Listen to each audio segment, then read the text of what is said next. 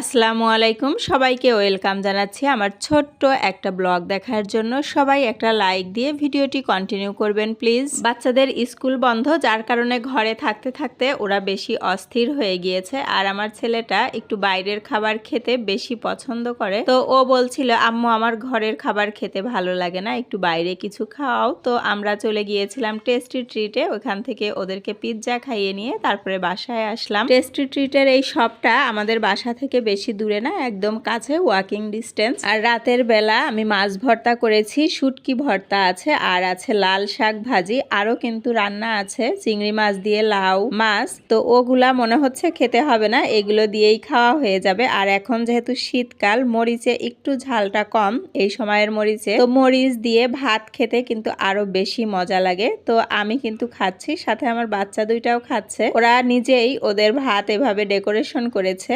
আমার মেয়েটাও কিন্তু ভর্তা দিয়ে খাচ্ছে, যদিও অনেক মরিচ দিয়েছি, তবে বেশি একটা ঝাল হয়নি। লোটটা শুটকি ভর্তা অবশ্য আমি আজ করিনি, গতদিন করেছিলাম, তো একটু রয়ে গিয়েছে, তো খেয়ে নিচ্ছি। আর এরপরে আপনাদের সাথে শেয়ার করব কিছু টিপস বলতে পারেন, অথবা আমি কি কি কাজ করেছি, তো সেগুলোই আপনাদের সাথে শেয়ার করব। তো এখানে ছোট্ট একটা টিপস দেই, ডিম সেদ্ধ করার সময় যখন একটু উতলিয়ে ওঠে, ডিমটা একটু বাড়ি দিয়ে অল্প ফাটিয়ে দিলে ডিমটা দ্রুত সেদ্ধ হয়ে যায়। যত যাই হোক, বেঁচে থাকলে খাবার খেতেই হবে, তো থালাবাটি কিন্তু হবে শীত বা গরম যে কালই হোক না কেন। তো শীতকালে একটু পানি ধরা সবসময় এটা একটু কষ্টের হয়, কারণ সাধারণত সর্দি কাশি এগুলা লেগেই থাকে। তো বাসায় যেই ধুই না কেন, নিজে অথবা খালা বা আপা যে যাই বলি, তো এরকম একটা যদি মাজুনি থাকে তাহলে কিন্তু থালাবাটি ধোয়াটা এই শীতের সময় একটু ইজি হয়ে যায়, যেটা আমার কাছে মনে হয়, কারণ পানিটা একটু কম ধরতে হয়। আর এই মাজুনিটা কিন্তু আমি নিয়েছিলাম স্বপ্ন থেকে, এটার সাথে 4টা দেয়া থাকে, এটা খুলে কিন্তু আবার লাগানো যায়।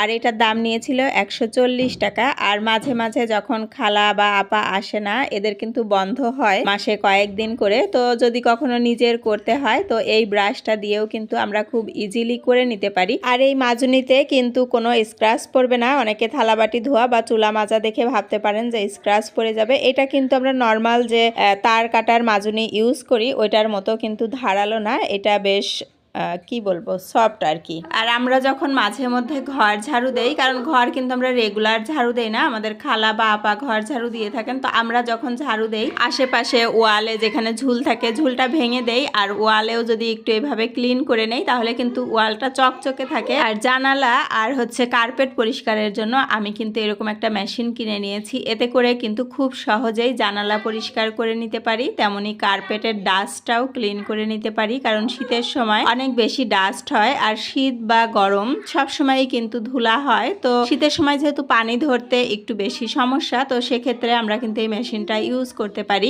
এই মেশিনের 2 রকম ব্যবহার, ধুলাটা বাইরেও দেয়া যায়, আবার এই ব্যাগের মধ্যে এখানেও কিন্তু নেওয়া যায়। আমার আরো একটা ভিডিও আছে এই বিষয়ে, আপনারা দেখে নিতে পারেন।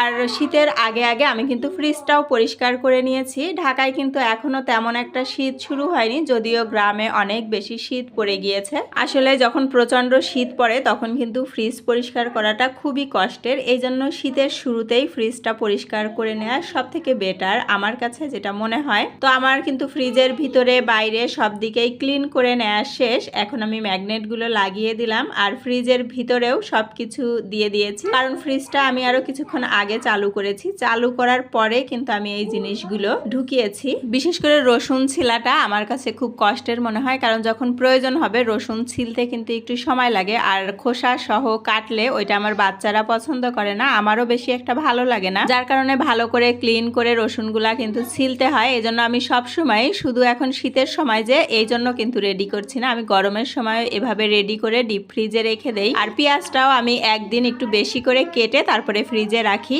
আর এখন তো শীতকাল, এখন কিন্তু আরো একটু বেশি করে রাখবো, কারণ প্রত্যেকদিন পেঁয়াজ কাটতে ভালো লাগে না, এত পানি ধরতে ভালো লাগে না। আজকে আপনাদের সাথে শেয়ার করব আমার ভাবির হাতের মেয়োনিজ রেসিপি। তো ভাবি এখানে 2টা ডিম নিয়ে নিয়েছে, এখানে ভাবি 1.5 চামচ মতো চিনি দিয়েছে, চামচটা কিন্তু বড় ভাবির চামচটা। আর এখানে একটু লবণ দিয়েছে, গোলমরিচ গুঁড়া, আর একটু মিল্ক পাউডার। এখানে ভাবি 2 চামচের মতো মিল্ক পাউডার দিয়েছে, 2 চামচ না 3 চামচ। আর 3 কোয়া রসুন, এটা দেশি রসুন। আর একটু লেবু দিবে, লেবুর রস চিপে দিয়ে দিব।